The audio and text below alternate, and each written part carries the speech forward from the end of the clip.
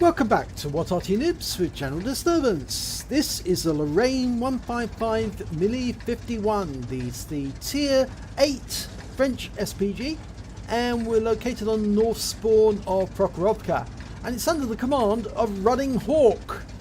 Now, what can I tell you about this particular Arty? Well, it's got a 155mm howitzer. It's based on the chassis of the Lorraine 40-ton tank. And it was developed in 1951. That's where it gets the 51 after its name from. There was a previous version, the 50, and that's the Tier 7 French Arty. And it was unsuccessful because the gun was mounted centrally in the vehicle. The Lorraine 155-51, the gun was placed much further forward to deal with centre of gravity issues. Okay, Running Hawk's looking further down the west side of the map, fires around quickly, a snapshot at that 1390, unfortunately doesn't get a hit. He's got a 24.8 second reload, so he's got a little while to wait. The one good thing about the 155-51 is it's pretty accurate, and I think a lot of players who use this Arty during frontline enjoyed the fact that it has got very good accuracy, very fast reload rate. 61 hit points off that FV402. That 430 is sitting in that little dip. He's still there, so we can probably get a round in on him if we can see him. T26E5, we're getting a request for fire. That's the crosshair symbol coming up above his head. We're loaded, ready to go. Lead him just a little and round out. No, it's a bit too little there, but he stunned him. Okay, so if any members of our team can get a shot into him, we'll get some stun assist. And it doesn't look as if they did. Now, Prokhorovka is actually the map, the battlefield, taken from the Battle of Kursk, which Wargaming actually has a little mini marathon going on about at this moment to get the T-34 shielded. Oh, lovely direct hit there on the Object 430U. Yes, Prokhorovka was the site of one of the stages of the Battle of Kursk, when some Tigers engaged some T-34s that were attacking them. And so this map is supposed to represent that phase of the battle. Got a Guerrilla 15 running for the back of the map. He's trying to escape. Now you've got to give a long lead because it's right at the other end of the map. Long distance to fire.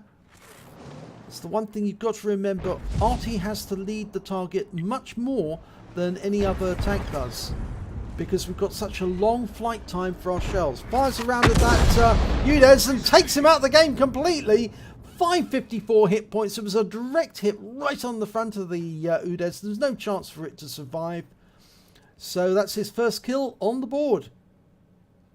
Object 430 making his way across the map, using going over the ridgelines. We're almost loaded.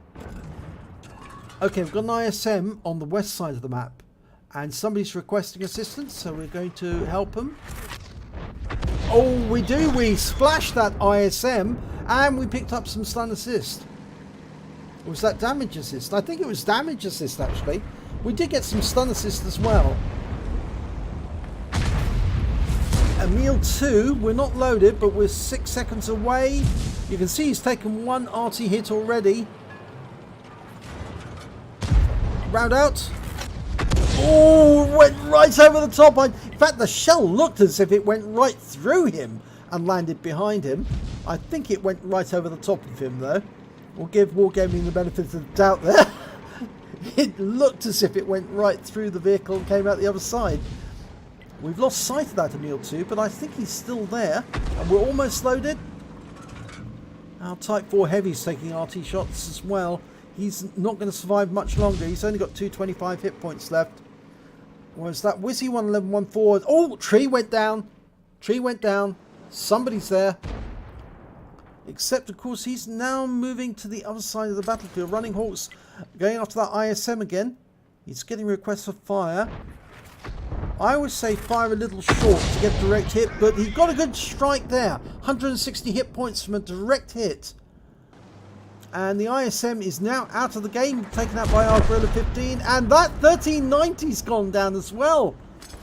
And he was taken out by our Striv S1, who's high on the west side, up the bank.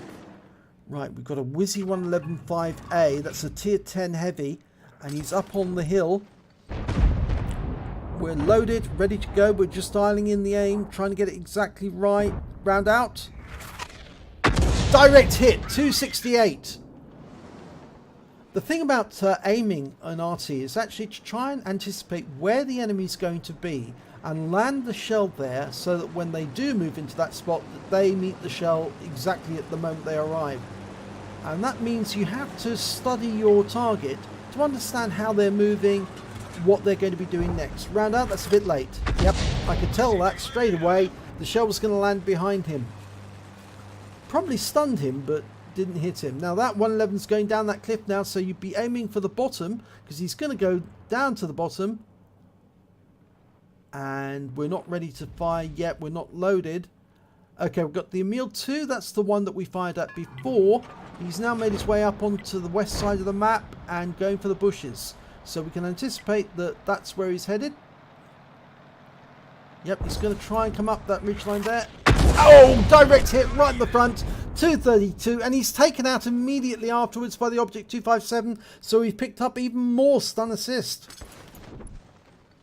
Pattern 59.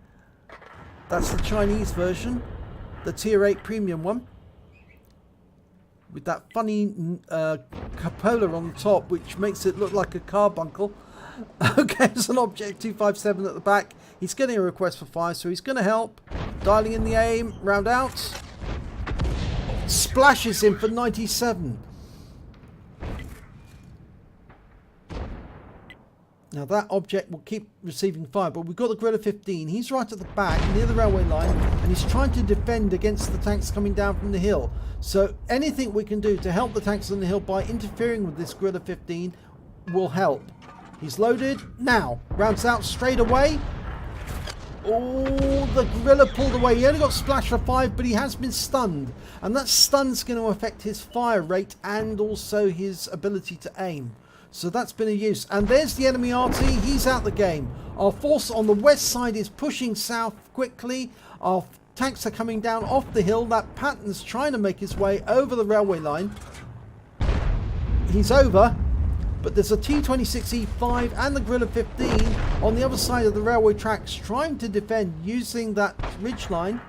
We fire a round in at the Guerrilla 15. Direct hit! 273. Stuns both of them at the same time. Very useful. They're almost like sitting up there on the railway line now. That's making themselves perfect targets. Our AMX-30's coming up. The Guerrilla's going to try and attack him, which could end up very bad for the Guerrilla, I think. It's ended up bad for both of them. T-26E5, fire the round in. I think it's a bit late. Yes, and RNG makes the shell fall short. But we are reloading, so we'll get another chance. He's facing off against the 430, and he's been taken out by the Striv S1. And that's the end of the game. So we didn't get any chances for any further shots, but let's have a look and see how we did in that battle.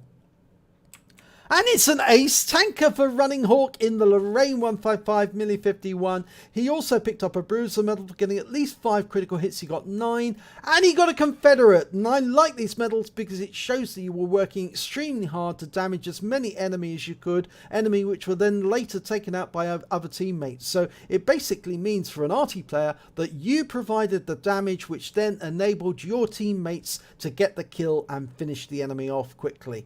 So these are good medals to get. I always enjoy getting them. So let's have a look at the team scores, see where we stood.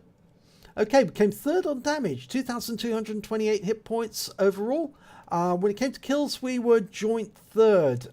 We managed to come a little further down the table actually, with only 1 kill, I'm afraid. But when it came to base XP, we were second with 1,136, only beaten by the LTTB. And the LTTB, I think, was doing a lot of spotting because he didn't actually have that much in the way of damage. But yes, look at that spotting total, 11,528 spotting damage. Now, I think Crazy must have been crazy because he was putting himself at great risk to spot as many tanks as he could on the west side of the battlefield and enable the rest of the team to do all the damage, including running Hawk. So congratulations to Crazy, because you certainly earned your top spot, and that must be an ace tanker for the LTTB. It must be. I couldn't think of that being anything but an ace tanker. But let's have a look at the detailed report. 15 shots fired, 6 direct hits, 6 penetration, 7 splash. Good efficiency. Damage of 2,228 hit points, all at more than 300 meters. He hit 10 of the enemy. 2/3 of the enemy team he hit. No, very few tanks he didn't hit then. And only killed one of them. So that's where he got the Confederate, because you only need more than 6, at least the highest number, more than 6 that were damaged by you. He did damage assistance, or stun assistance I should say, of 2,913 hit points off 12 stuns.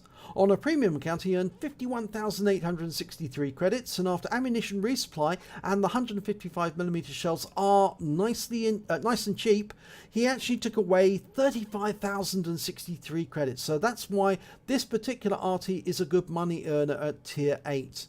He received 1,704 XP, times 2 for the first victory of the day, so he took away 3,408 experience points altogether. So a nice little mastery there with a Confederate to boot. Congratulations Running Hawk, nice battle, I enjoyed that one. If you enjoyed this replay, please give it a like and do subscribe to our channel, and hopefully it'll be your replay that I'll be featuring in the next video.